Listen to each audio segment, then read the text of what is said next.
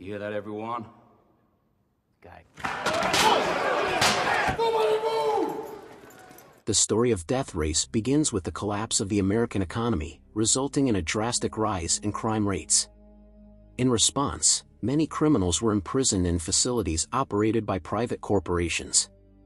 One such facility was Terminal Island Penitentiary, overseen by a warden named Claire Hennessy. Hennessy regularly organized an event called the Death Race, a brutal competition where inmates fought for their freedom. To capitalize on the spectacle, she streamed the races online for profit.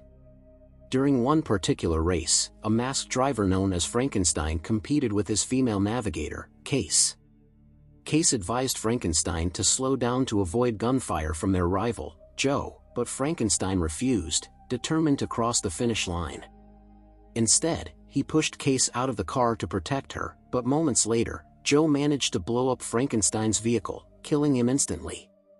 Meanwhile, Jensen Ames, a former professional race car driver, worked at a factory where employees were protesting against low wages. During the commotion, Jensen helped a fellow worker who had fallen, but the SWAT team attacked, and Jensen fought back in self-defense. After the incident, Jensen returned home to his wife and 2-month-old daughter, Piper. However, after taking a shower, he discovered his wife murdered in their kitchen. Before he could react, an intruder sprayed a chemical in his face, knocking him unconscious. Jensen awoke to find himself holding a knife, surrounded by police officers, and was arrested for his wife's murder. During the trial, Jensen was sentenced to life in prison, and Piper was placed in an orphanage. 6 months later, Jensen was transferred to Terminal Island Penitentiary. Upon arrival, he was photographed, sprayed, and escorted to a shared cell. His cellmate immediately attacked him, but Jensen defended himself, leaving his attacker battered. The bullying continued during lunch when an inmate spat on his food, and another prisoner named Pachenko mocked him for allegedly killing his wife. A fight broke out, but prison guards intervened and took Jensen to meet Hennessy. Hennessy offered Jensen a deal to compete in the death race by impersonating the late Frankenstein. If Jensen won just one more race, he would be released from prison. After deliberating, Jensen agreed to the offer. Hennessy introduced him to Frankenstein's mechanics and trainer and showed him the armored car he would be driving. Jensen also met his competitors, including Hector Grimm, also known as the Grim Reaper Master, who was receiving psychiatric treatment, 14K, a member of the Mafia, Pachenko, a ruthless killer, and Travis Colt, the star of Death Race. Joe, Frankenstein's killer, threatened Jensen, believing Frankenstein was still alive and recovering in the hospital. On race day, Jensen wore Frankenstein's mask and suit, walking past inmates who cheered for the supposed legend's return. Case was reintroduced as his navigator. The race began, and Jensen struggled initially to control the car, but with Case and his trainer's guidance, he quickly adapted. Racers competed for 3 features: defensive shields, offensive weapons, and deadly traps marked by skull symbols. When activated, these traps killed racers who triggered them. Jensen managed to eliminate one rival despite his car's sabotaged features. During the race, Jensen noticed Pachenko making a hand gesture he recognized as the same one used by his wife's killer. Distracted, Jensen was attacked by Joe and forced to pit for repairs. Technicians examined his car and confirmed it had been tampered with, learning that Hennessy had coerced Case into sabotaging Frankenstein's vehicle. Furious, Jensen confronted Hennessy, who revealed her involvement in his wife's murder. She had framed Jensen to force him into competing.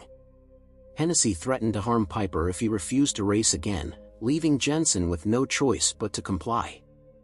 While Jensen was fixing his car, he noticed Pachenko passing by the garage. He decided to follow Pachenko, only to be lured into a trap. Jensen was tied by the neck and tortured by Pachenko and his men. Just as Pachenko prepared to kill him, one of Frank's technicians suddenly used a stun gun, knocking Pachenko unconscious. Seizing the opportunity, Jensen fought back against Pachenko's men. Unfortunately, prison officers arrived and stunned Jensen, causing him to collapse. As the second stage of the race began, Jensen acted suspiciously toward Case, questioning whether she played a role in Frank's death. At first, Case denied involvement, but after Jensen threatened her, she admitted that Hennessy had forced her to sabotage Frank's race and was now pressuring her to do the same to Jensen. Understanding her situation, Jensen decided to continue the race. He aggressively attacked Joe and Pachenko's vehicles, eventually overtaking Pachenko and gaining the sword icon feature. Jensen then turned his car to face Pachenko's, firing relentlessly until Pachenko lost control and crashed. Jensen approached Pachenko's wrecked car, dragged him out in front of surveillance cameras, and snapped his neck, killing him instantly. Angered by Jensen's actions, Hennessy sent out her heavily armed Dreadnot tanker truck to eliminate the racers. The Dreadnot wreaked havoc, firing bullets and deploying deadly drills that pierced through cars, killing racers and their navigators. One racer was even blown up at close range by a cannon. The Dreadnot destroyed most of the participants, leaving only Jensen and Joe. Overwhelmed, Joe agreed to Jensen's plan to pass the skull marker together. When the Dreadnot followed, an iron bar emerged from the ground, flipping and destroying it, thus ending the second stage of the race. Fearing Jensen's growing advantage, Hennessy ordered a prison officer to plant a bomb under his car. Meanwhile, Jensen's coach revealed footage showing a hidden escape route behind a wall. Jensen shared this plan with Joe. Earlier, Hennessy had falsely promised Jensen his release if he won, despite intending for him to die during the race. The final stage of the death race began at night with Jensen and Joe as the last competitors. Jensen's car had undergone modifications, and Case promised to help him win, refusing to follow Hennessy's orders any longer. During the race, Hennessy enabled Joe's weapon systems but not Jensen's, allowing Joe to fire repeatedly at him. However, instead of targeting Jensen, Joe fired at the racetrack fence, creating an escape route. Furious, Hennessy ordered her men to recapture them and detonated the planted bomb, only to find it had been removed and defused by Jensen's team.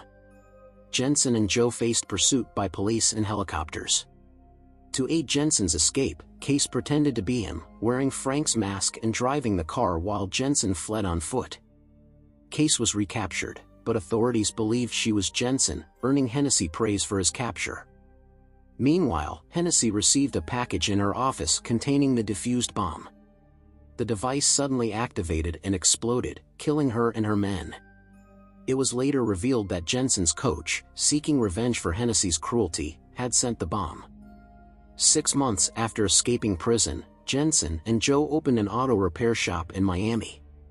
One day, Case arrived at their shop, having been released from prison. The trio reunited and lived happily ever after.